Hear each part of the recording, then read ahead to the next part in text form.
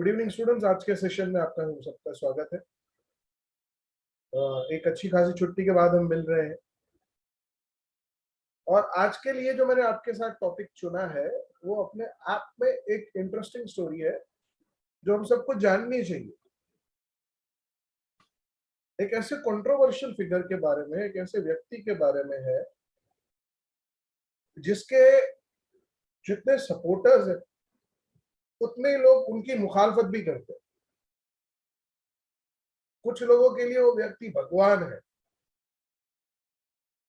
और कुछ लोग ऐसा मानते हैं कि वो एक सिंपल इंसान था, कोई भगवान नहीं था। तो सस्पेंस को खत्म करते हुए सीधे चलते हैं आज के पर्सन पे।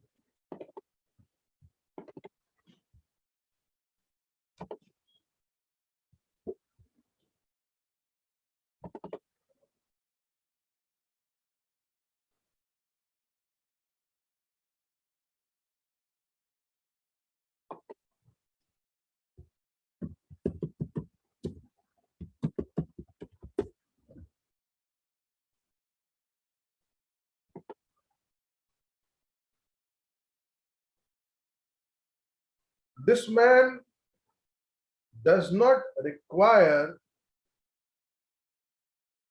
any introduction. What do you guys say? क्या इनको इंट्रोडक्शन की जरूरत है? हाँ सर। सभी लोग इनको जानते हैं। कौन है ये? महात्मा गांधी। महात्मा गांधी। पर इनका असली नाम क्या है? मोहनदास करमचंद गांधी। मोहनदास करमचंद। तो ऐसा क्या किया मोहनदास ने कि वो महात्मा गांधी बन गए? ऐसा तो क्या कर दिया एक ऐसे व्यक्ति ने कि उसको महात्मा कहा गया, महान आत्मा। आज का हमारा यूनिट इस पोस्टर से डिस्क्राइब होता है, ध्यान से देखिए। Mohandas to Mahatma Gandhi, encounters that shaped the journey। कहानी को शुरू करने से पहले कहानी की जड़ों तक जाना जरूरी है, उसके बेस को समझना जरूरी है बच्चा। हम सबको आजादी कब मिली? India got independence in which year? Can anyone tell me? 1947। Everybody knows that, but क्या आप लोग बता सकते हैं ये कब फिक्स हुआ कि इंडिया इंडिपेंडेंट कर दिया जाएगा?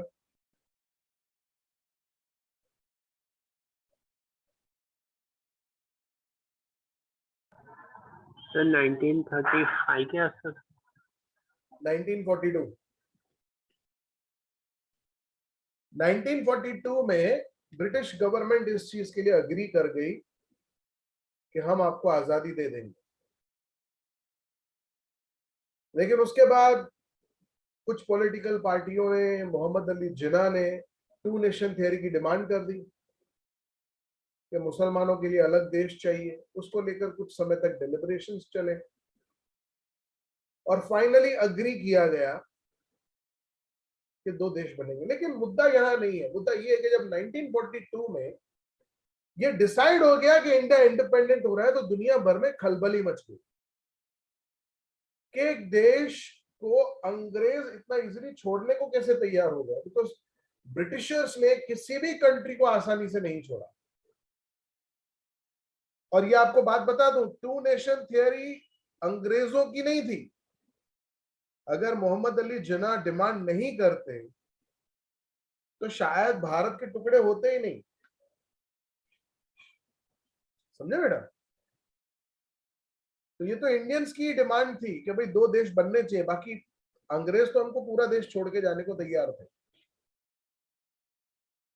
अब जब कोई इतना बड़ा पॉलिटिकल डेवलपमेंट होगा तो दुनिया भर के जर्नलिस्ट वहां पहुंचेंगे जानने के लिए। तो उसी वक्त अमेरिका के एक जाने माने जर्नलिस्ट लुइस फिशर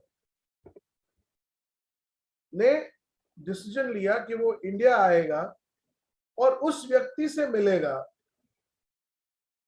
जो इस आजादी का आर्किटेक्ट है ना। इसको लेकर डिस्प्यूट्स है। कुछ लोग मानते हैं कि आजादी जो थी वो गांधी जी ने नहीं दिलाई। सॉरी, उस इंसान का कंट्रीब्यूशन कुछ नहीं था। और कुछ लोगों का ऐसा मानना है कि नहीं, गांधी कोई महान व्यक्ति नहीं था, वो एक साधारण इंसान था।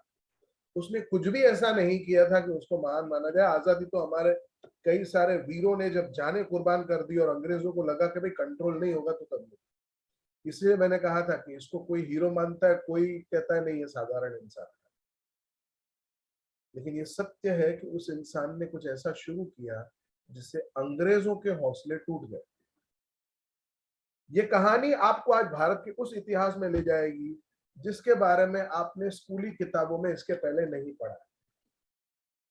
हम सब जानते हैं कि इनको महात्मा कहा गया, लेकिन ये नाम उनको किसने दिया ये आपको आज की कहानी में पता चलेगा। So guys, are you ready? Yes sir. चलिए स्क्रीन शेयरिंग शुरू करते हैं और आज का यूनिट शुरू करते हैं।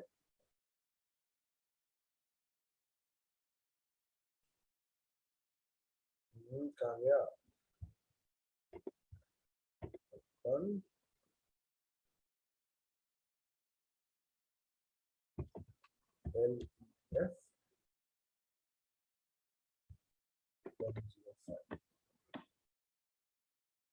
कहानी का नाम है इंडिगो।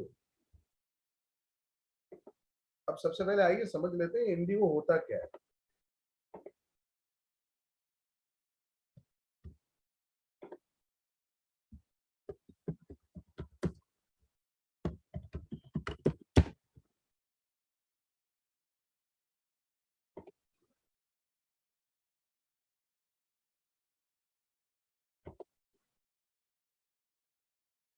ये खूबसूरत से फूल दिख रहे हैं बेटा?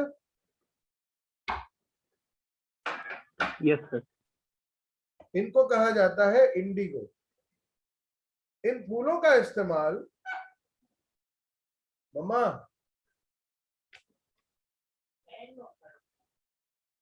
Sorry guys, I had to call my mother for a minute, really sorry. ये फूल किस काम आते हैं? Can anyone tell me? Dye बनती है बिल्कुल। जैसे गुजरात में केसुड़े के फूल होते हैं ना, यस सर। जिसका इस्तेमाल रंग लग जाता है, उसी तरह से इसका इस्तेमाल कपड़ों को उजला बनाने के लिए, नील बनाने के लिए किया जाता है। यह भी एक ऐसा प्रोडक्ट था जिसकी विदेशों में बहुत डिमांड थी। और इन्हीं फूलों से जुड़ी है मोहनदास करमचंद गांधी के महात्मा गांधी बनने के सफर की कहानी। Louis Fisher. Louis Fisher was born in 1896. He served as a volunteer in the British Army between 1918 and 1920. Fisher made a career as a journalist and wrote for the New York Times, the Saturday Review, and the European and the Asian publications. He was also a member of the faculty at Princeton University. The following is an excerpt from his book, The Life of Mahatma Gandhi. The book has been reviewed as one of the best books ever written on Gandhi by Times Education Supplement. इस book को दुनिया भर के लोग एक in depth book कहते हैं गांधी के बारे में। ये पढ़नी चाहिए। क्या कहते हैं ध्यान से सुनिएगा। When I first visited Gandhi in 1942 at his ashram in Sevagram in central India, he said, I will tell you how it happened that I decided to urge the departure of the British. It was 1917. जब गांधी से Louis Fisher ने पूछा कि अंग्रेज माने कैसे, बोले ये मैंने सब शुरू किया 1917 में। ये लड़ाई आज शुरू नहीं हुई थी, ये रिजल्ट आज आया है, लेकिन इसमें मुझको 1917 से 1942 25 साल लग गए इस लड़ाई को मकाम तक पहुंचाने। ध्यान से सुनिएगा कहानी। He had gone to the December 1916 annual convention of the Indian National Congress. Indian National Congress party का एनुअल गैदरिंग हो रहा था लखनऊ में। There were 2,301 delegates and many visitors. 2,301 पदाधिकारी, delegates मतलब जो लोग ऑर्गेनाइजेशन में काम करते हैं, and many visitors, कई सारे लोग visitors के तौर पर आए थे. During the proceedings, Gandhi recounted a peasant farmer. किसान उनके पास आया. Came up to me, किसान उनके पास आया और क्या कहता है? Looking like any other peasant in India, poor and emaciated, and said, I am Rajkumar Shukla, I am from Champaran, and I want you to come to my district. अपना introduction क्या देता है कि मेरा नाम राजकुमार शुक्ला है, मैं चंपारण से आया हूँ. भी चंपारण कहाँ है? बिहार नेपाल बॉर्डर. एंड मैं चाहता हूँ कि आप मेरे साथ चलें. Gandhi had never heard of the place. It was in the foothills of the towering Himalayas near Kingdom of Nepal. बता रहा बिहार नेपाल के बॉर्डर पे हिमालय की पहाड़ियों के पास. Under an ancient arrangement, the Champaran peasants were sharecroppers. ये लोग अपनी क्रॉप्स को शेयर करते थे अंग्रेजों के साथ. लगान के बारे में सुना होगा ना आपने बेटा? Yes sir. बस वही कॉन्सेप्ट. अपनी उपज का एक हिस्सा तुमको अंग्रेजों को देना पड़ता था. Rajkumar Shukla was one of them. He was illiterate but resolute. अनपढ़ था लेकिन अपने इरादे का पक्का. He had come to the Congress session to complain about the injustice of the landlord system in Bihar, and somebody had probably said, "Speak to Gandhi." ये क्यों आया था? बिहार में जो लैंडलॉर्ड सिस्टम है उसके रिगार्डिंग कंप्लेन करने के लिए, जमींदारी प्रथा की कंप्लेन करने के लिए. और किसी ने इसको कहा था कि भाई गांधी से बात करो, शायद गांधी तुम्हारी मदद करेगा. Gandhi told Shukla he had an appointment in Kanpur and was also committed to go to other parts of India. मुझे कानपुर जाना है, उसके बाद भारत के अलग इलाकों में जाना है. Shukla accompanied him everywhere. हुआ क्या? राजकुमार शुक्ला उसके तो हर जगह गया. Then Gandhi returned to his ashram near Ahmedabad. वहां से गांधी अपने आश्रम पहुंचे. Shukla followed him to the ashram. पीछे पीछे शुक्ला आ गए आश्रम. For weeks he never left Gandhi's side. हफ्तों तक चिपकू बन के उनके साथ चिपक गया. मैं आपको छोड़ूंगा नहीं, आपको मेरे साथ चलना पड़ेगा. Fix a date he went. और ऐसे जबरदस्ती नहीं, बस हर वक्त जब उनके सामने आता एक तारीख मुकर्रर कर दीजिए, मेरे साथ चलना. Impressed by the sharecropper's tenacity and story, जिद और उसकी फॉर्मनेस देख के वो इम्प्रेस हो गए. कहानी भी सुनी. I have to be in Calcutta on such and such date. Come and meet me and take me from there. Gandhi ने कहा कि मैं कलकत्ता आ रहा हूँ एक काम के लिए इस तारीख पे. उस तारीख में तुम भी पहुंचो और फिर मुझे वहां से वहां ले जाओ, क्योंकि कलकत्ता और बिहार नियर है, बंगाल और बिहार नियर है. महीने बीते. Shukla was sitting on his haunches at the appointed spot in Calcutta when Gandhi arrived. महीनों बाद जब गांधी वहां पहुंचे तो शुक्ला अपने haunches पे घुटनों ओकरू बैठा था, इंतजार करते. He waited till Gandhi was free. और ऐसा नहीं कि आते ही झपट पड़े गांधी जी पे. इंतजार किया कि जब तक गांधी जी फ्री हो जाए. Then the two of them boarded a train for the city of Patna in Bihar.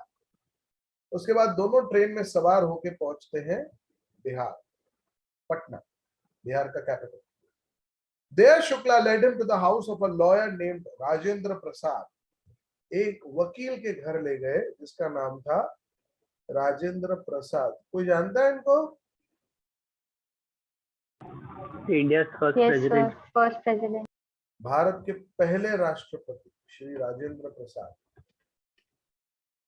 who later became president of the Congress Party and of India. Rajendra Prasad was out of town, but the servants knew Shukla as a poor yeoman who pestered their master to help the indigo sharecroppers. Rajkumar Shukla को तो उसके servants पहचानते थे, प्रसाद बाबू उस time पे घर पे थे नहीं. So they let him stay on the grounds with his companion Gandhi, whom they took to be another peasant. उन्होंने इस आधार पर गांधी को वहां रहने दिया और राजकुमार शुक्ला को भी रहने दिया. उनको पता नहीं था कि ये व्यक्ति इतना बड़ी पॉलिटिकल हस्ती है, उनको लगा ये भी किसान है, वहीं रहने दिया. But Gandhi was not permitted to draw water from the well, lest some drops from his bucket pollute the entire source. How did they know that he was not an untouchable? अब उन्होंने अगे से आप देख लीजिए untouchability के roots कितने गहरे हैं कि उन्होंने ये मतलब ये सोचा कि जिस तरह से राजकुमार शुक्ला भी एक गरीब किसान है, उस समय इनको दलित या पिछड़ी जाति का कहा गया, जो कि मैं इस चीज में बिलीव नहीं करता. कोई भी इंसान इस दुनिया में अलग नहीं है बेटा, हम सबको जन्म देने वाले ईश्वर ने हमने भेद नहीं किया. हम कौन होते हैं भेद करना? हम सबको इस समानता का ध्यान रखना चाहिए. कोई किसी से बड़ा या छोटा नहीं होता. उस बनाने वाले ने कोई भेद नहीं किया, हम क्यों करें? लेकिन ये भी बोलना गलत होगा कि हमारे देश में ऐसा नहीं था. जातिवाद बड़ी गहरी तरह से भारत में फैला हुआ, डीप रूटेड था. समस्या बहुत गहरी थी. उन्होंने गांधी को कुएं से पानी नहीं लेने दिया, कहीं कुआं गंदा ना हो जाए. आगे बढ़ते. Gandhi decided to go first to Muzaffarpur. Mirzapur याद आया, सॉरी. गांधी जी ने पहला फैसला किया कि मुजफ्फरपुर जाएंगे, which was en route to Champaran, क्योंकि चंपारण जाने के लिए आपको मुजफ्फरपुर जाना पड़ेगा. To obtain more complete information about conditions than Shukla was capable of imparting. Shukla कितनी भी मेहनत कर ले, था तो बेचारा अनपढ़ किसान. गांधी ने सोचा कि मुजफ्फरपुर पहुंच के पूरी जानकारी हासिल की जाए कि आखिर मुद्दा क्या है. He accordingly sent a telegram to Professor J.B. Kripalani. Acharya Kripalani के नाम से आप इनको जानते हैं. Of the Arts College in Muzaffarpur, whom he had sent at Tagore's Shanti, he had seen at Tagore's Shanti Niketan. Rabindranath Tagore के शांति निकेतन स्कूल में इनकी कृपलानी से मुलाकात हुई थी, तो उन्हें बुला लिया. The train arrived at midnight on 15th April 1970. Kripalani was waiting at the station with a large body of students. Gandhi stayed there for 2 days in the home of Professor Malkani. ये भी अजीब चीज है. कृपलानी और मलकानी दोनों सिंधी थे, तो एक छोटा सा कंट्रीब्यूशन सिंधियों का भी.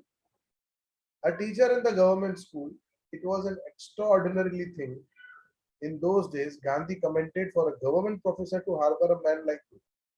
In smaller localities, the Indians were afraid to show sympathy for advocates of home rule. Sir अंग्रेज सरकार के खिलाफ जाकर एक आजादी के सिपाही को अपने घर पे ठहराना बहुत बड़ी हिम्मत की बात है. The news of Gandhi's advent and of the nature of his mission spread quickly. Gandhi के आने और उसके मकसद की बात फैल गई. Through Muzaffarpur and to Champaran, sharecroppers from Champaran began arrival on foot and by conveyance to see their champion. अलग अलग तरह से, कोई घोड़ा गाड़ी में, कोई बैलगाड़ी में, कोई पैदल वहां पहुंचने लगे. Muzaffarpur lawyers called on Gandhi to brief him. Muzaffarpur के लॉयर्स को बुलाया गया गांधी के द्वारा, क्योंकि मुझे समझाओ क्या हुआ. They frequently represented peasants group in court, क्योंकि वो लोग ही किसानों की तरफ से कोर्ट में लड़ते थे. They told him about their cases and reported the size of their fee. अब अभी तक हमने समझा नहीं है कि अंग्रेज आखिरकार क्या मुसीबत कर बैठे थे कि ये लोगों को इतनी सारी हलचल मचानी पड़ी. आप में से किस किस को क्यूरोसिटी है ये जानने की? I want to see hands raised if you are curious about knowing why this entire exercise was taking place. I'm glad to see that these students are curious. आइए समझते हैं मुद्दा क्या है. कहानी की शुरुआत में हमने सुना कि जो बिहार के किसान थे वो शेयर क्रॉपर्स थे. अंग्रेज बिहार के किसानों से उनकी इंडिगो फसल का बड़ा हिस्सा लगान के तौर पे ले लेते हैं और बाकी का हिस्सा खरीद लेते, क्योंकि इंडिगो की ब्रिटेन में बहुत डिमांड थी. लेकिन 1915 में शायद 16 जर्मनी के साइंटिस्ट ने, जर्मनी के वैज्ञानिकों ने सिंथेटिक इंडिगो की खोजना की. अब जब सिंथेटिक इंडिगो मिल गई, बन गई, तो बड़ी मुसीबत क्रिएट हो गई अंग्रेजों के लिए, क्योंकि जर्मनी का सिंथेटिक इंडिगो एक तो केमिकल से बना था तो सस्ता था, और जर्मनी में बना था तो यूरोप में ट्रांसपोर्टेशन कॉस्ट 0 हो गई। अब उनको इंडियन इंडिगो न बेचने को बनेगी न उसका कोई इस्तेमाल करेगा, तो करें क्या? अंग्रेजों ने चाल चली, किसानों को कहा कि अब से तुम अपनी क्रॉप हमें मत देना, हमें कैश में पे कर। अब गरीब किसानों को पहले तो ऐसा लगा कि हमारे लिए अच्छा है भाई, ये हमारी फसल खरीद लेंगे। जब उनको रियलाइज हुआ कि ये तो डबल धोखा हो रहा है, फसल तो लेंगे नहीं, ऊपर से हमें और मुसीबतें झेलनी पड़ेंगी, ये बेचारे मना कर गए। तो अंग्रेजों ने इनके खिलाफ कई सारे केसेस डाल दिए और इन सब की जमीनें हड़पने की कोशिश की, इनसे पैसे मांगे। आगे बढ़ते, Gandhi chided the lawyers for collecting big fee from the sharecroppers.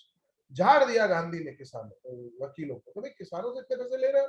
He said, I have come to the conclusion that we should stop going to law courts. Taking such cases to the courts does little good. Where the peasants are so crushed and fear-stricken, law courts are useless. The real relief from them to be free from fear. Gandhi ने कहा court में जाने का कोई फायदा ही नहीं है, अंग्रेजों के कोर्ट से अंग्रेजों के फेवर में बने हैं, ये बेचारे किसान अनपढ़ हैं, ये केस लड़ नहीं पाएंगे, गरीब हैं, और हमें पता है अदालतें उनके ही फेवर में फैसला देंगी जो उनके राजा है अंग्रेज। तो पहली तो चीज, इसको कोर्ट में नहीं लड़ना है, किसानों का डर मिटाना है, उनको डर से आजादी दिलानी है। Most of the arable land in the Champaran district was divided into large estates owned by Englishmen and worked by Indian tenants. वहां की जितनी भी जमीन खेतीबाड़ी के लायक थी, उसके मालिक अंग्रेज थे और उस पे खेती जो करते थे वो भारतीय थे। The chief commercial crop was indigo. The landlords compelled all the tenants to plant 3/20 or 15% of their holdings with indigo and surrender the entire indigo harvest as rent. This was done by long-term contract. आप कितनी भी खेती करो, उसका 15% जमीन पे आपको Indigo उगाना है और वो हमको दे देना। Presently, the landlords learned that Germany had developed synthetic indigo. They thereupon obtained agreements from the sharecroppers to pay them compensation for being released from the 15% arrangement. अब उनसे कहा कि आप कैश भरो। The sharecropping arrangement was exempt to the peasant. अब ये उनके लिए भी एक तरह से सॉरी, उन सब लोगों के लिए भी एक परेशानी थी, इरिटेटिंग था। And many signed willingly. Those who resisted engaged lawyers.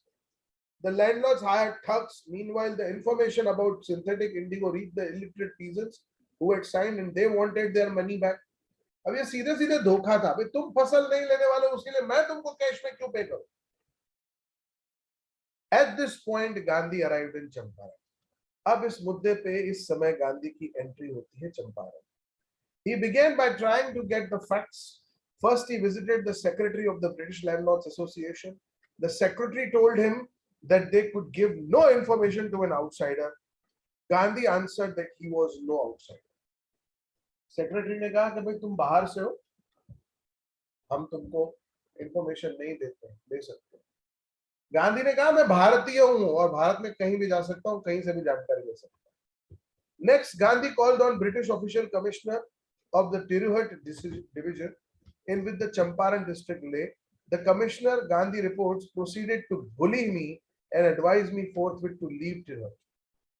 उस कमिश्नर ने गांधी जी की बेइज्जती की, उनको गालियां दी और कहा कि अभी कभी यहां से चले जाओ।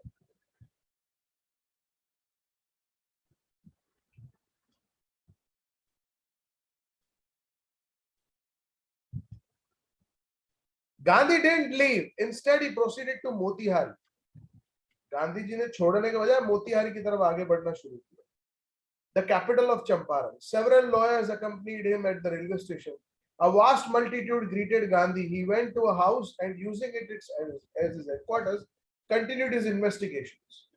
A report came in that a peasant had been maltreated in a nearby village. खबर आई कि किसान के साथ अंग्रेजों ने बदतमीजी की है। Gandhi decided to go and see. Gandhi ने कहा कि मैं जाता हूँ, देखता हूँ। The next morning he started out on the back of an elephant. आप इमेजिन करिए कितना अजीब लगेगा, गांधी जी हाथी के ऊपर बैठे, लेकिन बैठे थे. He had not proceeded far when the police superintendent's messenger overtook him and ordered him to return to town. ज्यादा आगे नहीं गए थे, तभी पुलिस सुपरिटेंडेंट का जो संदेशवाहक था, अर्दली था, मैसेंजर था, वो पहुंचा और उसने उनको ऑर्डर दिया कि आप शहर की तरफ वापस चले जाओ. In his carriage, Gandhi complied. The messenger drove Gandhi home, where he served with him an official notice to quit Champaran immediately. Gandhi ji उसी की गाड़ी में बैठ के अपने हेडक्वार्टर आ गए. वहां पर गांधी जी को इसने ऑफिशियल नोटिस दिया कि चंपारण छोड़ के चली गई. Gandhi signed a receipt for the notice and wrote it on that he would disobey the order. Gandhi ने क्या कहा कि मैं ऑर्डर मानने से मना करता हूं. इस मुहिम को क्या कहा गया, कोई बता सकता है?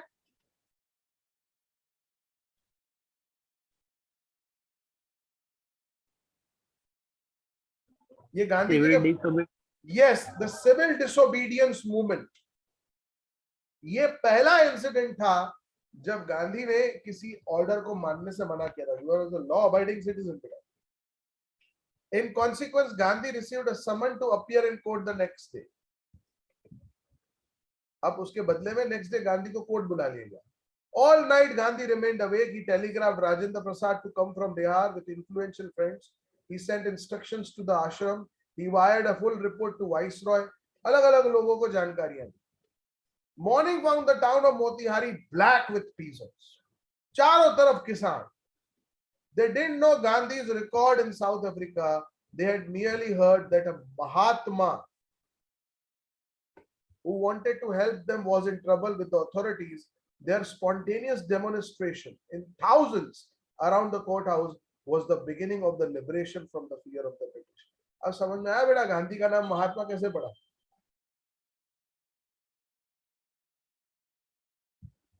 जब आप दूसरों के लिए मेहनत करते हो, दूसरों के लिए लड़ जाते हो, किसानों ने ये सोचा कि नाम क्या दे दिया इसको, महात्मा.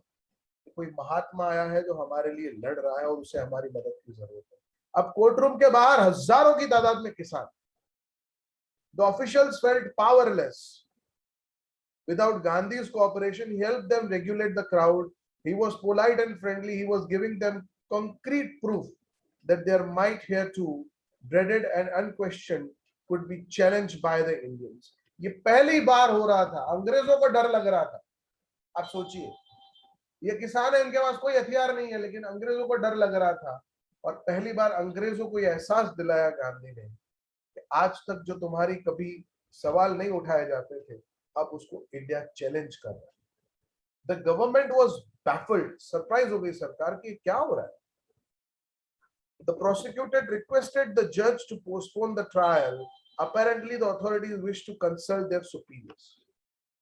जो प्रोसिक्यूटर था, लॉयर था, उसने कहा कि केस को आगे की तारीख दे दी जाए, मुझे अपने सुपीरियर से बात करनी पड़ेगी. Gandhi protested against the delay. He read a statement pleading guilty. अब गांधी ने कहा भाई मैं मानता हूं ना मैं गुनहगार हूं. कोर्ट में फैसला ऐसी चीज का होना है कि मैंने गलती की है कि नहीं. मैं मानता हूं मैंने गलती की है, चलो मुझे अंदर करो. He was involved, he told the court, in a conflict of duties. On the one hand, not to set a bad example as a lawbreaker. On the other hand, to render the humanitarian and national service for which he had come. He disregarded the order to leave, not for the want of respect of lawful authority, but in obedience to the higher law of our being, the voice of conscience. He asked the penalty due. Gandhi ji ने कहा कि भाई देखो, मैं दो तरह से फंसा हुआ हूँ. एक लॉ अबाइडिंग सिटीजन भी हूं, तो दूसरी तरफ मैं एक किसान भी और मैं एक हिंदुस्तानी भी हूं. और ह्यूमैनिटेरियन ग्राउंड पे मुझे इनकी मदद करनी है. वो बड़ा ग्राउंड है, इसलिए मैंने अपनी अंतरात्मा की आवाज सुनी है और मैं चाहता हूं कि आप मुझे सजा सुनाएं. The magistrate announced that he would pronounce sentence after a 2-hour recess and asked Gandhi to furnish bail for those 120 minutes. Magistrate ने कहा कि मैं 2 घंटे बाद सजा सुनाऊंगा और कहा कि भाई तुम इन 2 घंटे के लिए 120 मिनट के लिए तुम बेल मांग लो. गांधी रिफ्यूज. द जज released him without bail. Gandhi ji ने कहा मेरे को बेल चाहिए ही नहीं, मेरे को अंदर करो. और जज ने बिना बेल के इनको छोड़ दिया. When the court reconvened, the judge said he would not deliver the judgment for several days. Meanwhile, he allowed Gandhi to remain at liberty. अब ये सब डरे मरे पड़े हैं कि यार इतने सारे किसान आ गए, कल अगर जरा सा भी हंगामा हो गया तो फिर हमारा क्या होगा? ये तो मरने मारने पे उतारू हो जाएंगे, अपनी हालत खराब हो जाएगी. आखिरकार जज ने बिना फैसला सुनाए ही केस को आगे की डेट दे दी और गांधी को आजाद कर दिया कि तुम जाओ. बेटे यहाँ पे कुछ इंपॉर्टेंट क्वेश्चंस है. ये लड़ाई इतनी आसानी से जीती जा सकती है? क्या रीजन था कि अंग्रेजों को भी गांधी से डर लगता था? आपको पता है गांधी जी का सबसे बड़ा हथियार क्या था? वो भूख हड़ताल पे बैठ जाते थे और अंग्रेजों को पता था अगर ये मर गया तो इसके साथ इतने सारे लोगों की भावनाएं जुड़ी हुई हैं, पूरे देश में दंगे हो जाएंगे, हमारे लिए खड़ा रहना मुश्किल हो जाएगा. इसीलिए वो इनकी भूख हड़तालों के सामने झुक जाया था. कैसी लग रही है अब तक की कहानी?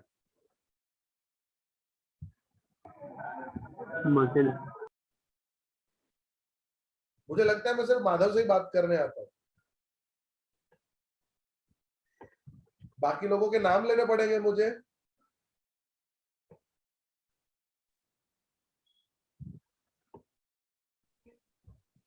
सर इंटरेस्टिंग लग. कहानी तो इंटरेस्टिंग है क्योंकि आगे होने वाला है एक बड़ा धमाका. क्या गांधी जी जेल से बच पाएंगे या उन्हें कर दिया जाएगा अंदर? राजकुमार शुक्ला का क्या होगा? और क्या आखिरकार किसानों को इंसाफ मिलेगा? सवाल का जवाब सिर्फ एक. जानेंगे अगले लेक्चर में. आपसे मुलाकात होगी शनिवार के दिन. तब तक आपका दिन शुभ रहे. ये लेक्चर YouTube पे कल सुबह तक अपलोड हो जाएगा, तो आप फिर से देखना चाहें तो भी देख सकेंगे. Thank you very much for joining today's lecture, students. At this time, I wish you all bye. God bless you. Bye, sir. Thanks.